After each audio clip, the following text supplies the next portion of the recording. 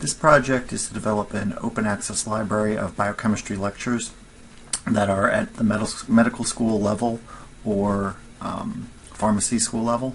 And so the platform that I've used is Google Slides. So I'm suggesting that we build PowerPoints in Google Slides, and then we embed audio at each slide.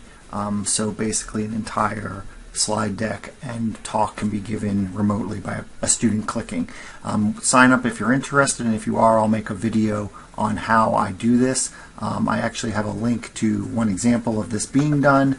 It's kind of sloppy, but it gives you the idea.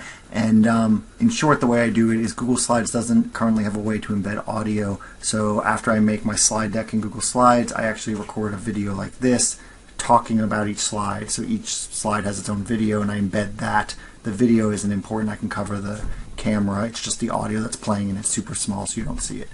So if a few of us signed up to do this, it doesn't seem like it would take that long to cover all of medical school biochemistry content, and it would be a free, it would all be open access to the world, and basically a free medical school biochemistry section.